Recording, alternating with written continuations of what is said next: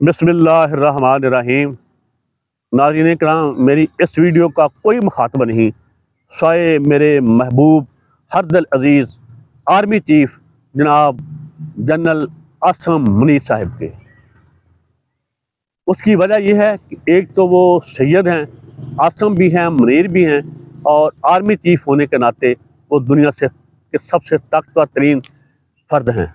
इसके अलावा हज़रत इमाम हुसैन अलैहिस्सलाम और उनके हमराइन, उनके साथ जो करबला में जुल्म हो चुका, ये उनकी नस्ल से हैं, तो शायद इनको अंदाज़ा हो कि जुल्म बर्बरियत क्या होती है मजलूमों पे। इसलिए इनसे दरख्वास्त करना चाहता हूँ। और इससे भी बढ़कर एक और ख़ास वजह है कि यहाँ तक मेरा नाक़िस इल्म, मेरी मालूमात हैं, मेरे महबूब जनरल का पस मंज़र मेरे जैसा ही है। इनके वालिद भी मेरे वालिद की तरह मतवस्सत का भी नहीं, सफ़ेद पोश भी नहीं, गरीब घराने से तल्लुक़ रखते थे। जिस तरह मेरा बाप मजदूर था, किसान, मैं भी मजदूर किसान हूँ, मजदूर किसान का बेटा, मुझे उस पर फ़ख्र है। तो इनके जो दो दस्ते रास्त हैं, जनाब नदीम अंजम साहिब DG ISI, यहाँ तक मेरी मालूमात हैं वो शहीद हवालदार के बेटे हैं। उनका पस मंज़र भी मुझसे मुख्तलिफ नहीं। अहमद शरीफ चौधरी साहब हैं DG ISPR, तो इसके वालिद का मेरे बाप से मुख्तलिफ पस मंज़र नहीं, लेकिन वो मेरे बाप से पहले लिख पढ़ गए, वो बड़े उहदे पे चले गए, इसलिए थोड़ा सा इससे मुख्तलिफ है मेरा पस मंज़र।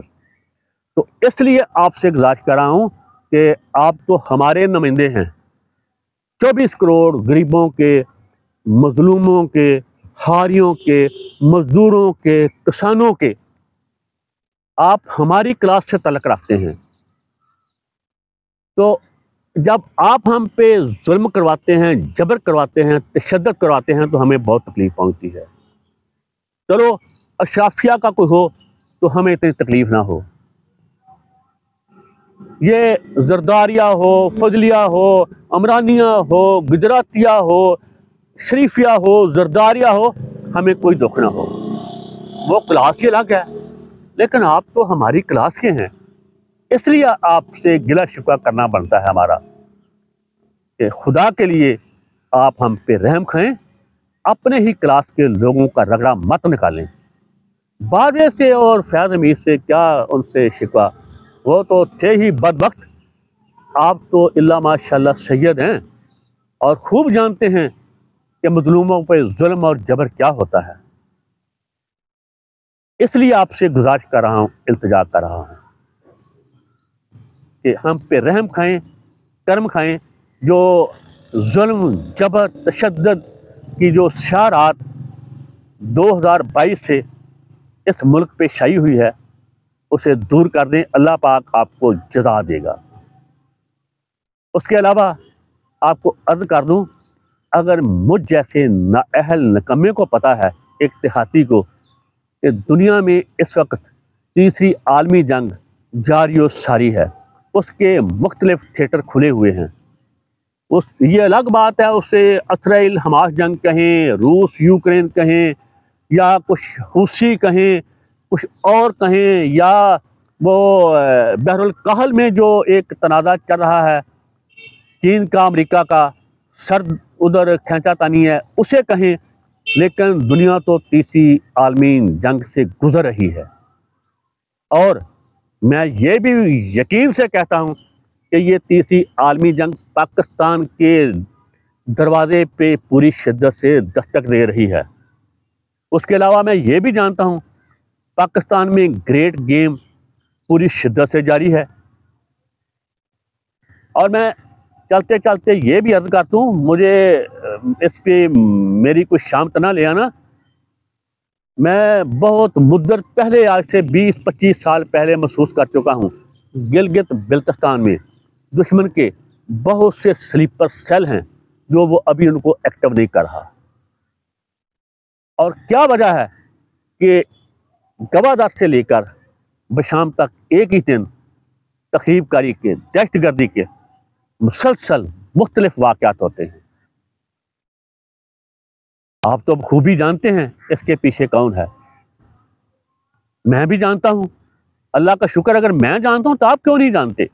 وہ وزارت خارجہ کہتی ہے وہ ہیں دشمن ہمارے، اس کے پیچھے جو پاکستان چین کے تعلقات ٹھیک نہیں دیکھنا چاہتے. وہ خدا کا نام ہے، اب تو کوئی کمزور سے کمزور ملک بھی ڈنکے کی چوٹ پہ اپنے دشمن کا نام لیتا ہے کہ یہ ہے، اس کی نشاندہی کرتا ہے اور اس کے پیچھے جاتا ہے. اور ہم کہتے ہیں یہ فلاں ہو سکتا ہے، فلاں ہو سکتا ہے. سب کو پتا ہے کون ہے، وہی ہے ہمارا آقا سامراج. اور یہاں جو پراکسی جنگ چل رہی ہے، ہم نہ ادھر کے ہیں نہ ادھر کے، ہم دونوں کشتیوں میں پاؤں رکھ رہے ہیں. اس لیے دونوں ہی ہم پہ اعتبار نہیں کر رہے. ہم دونوں سے ڈبل گیم کر رہے ہیں، ہمسایہ سپر پاور سے اور 10,000 میل دور بیٹھی ہوئی سپر پاور سے. تو دونوں میں سے کوئی بھی ہم پہ اعتبار نہیں کر رہا. جو تھوڑی بہت خارجہ محاذ پہ ہم نے کمائی کی تھی وہ بھی اب برباد ہو چکی ہے. ساری دنیا کو پتا ہے، اگر میں نہ بتاؤں گا تو دنیا اندھی تو نہیں ہے. کوئی بھی ملک ہماری بات پہ اعتبار کرنے کو تیار نہیں. یہ وہ وقت ہے، ہمارے دستک دے رہی ہے جنگ، عالمی جنگ. ہم چاہیں نہ چاہیں بہت جلد جنگ ہمارے گلے میں پڑی ہوگی، بھرپور جنگ. ابھی تو یہ دہشت گردی کے واقعات ہو رہے ہیں نا، دہشت گردی کی کاروائیاں ہو رہی ہیں، بھرپور جنگ. تو اس کے لیے تو ہمیں تیاری کرنی چاہیے تھی. اپنے گھر میں اتفاق اتحاد ہونا چاہیے تھا، استحکام ہونا چاہیے تھا. اور تمام تر استحکام، معاشی ہو، اقتصادی ہو، خارجہ ہو، داخلہ ہو، وہ اس سیاسی استحکام سے جڑے ہوئے ہیں. اس طرح استحکام نہیں آتے. غریب عوام کے ووٹوں کو لوٹنے سے، غریب عوام کے ووٹوں کو ڈاکہ ڈالنے پہ دن دہاڑے اس طرح ملکوں میں استحکام نہیں آتے. اس طرح نفرتیں پیدا ہوتی ہیں.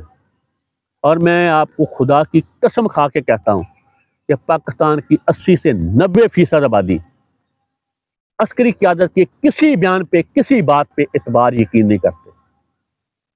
وہ یہ وجہ ہے کہ اتنے ہمارے ساتھ جھوٹ بولے گئے ہیں، اتنے نشہ شربت پلائے گئے ہیں، اب اعتبار کرنے کی کوئی گنجائش ہی نہیں.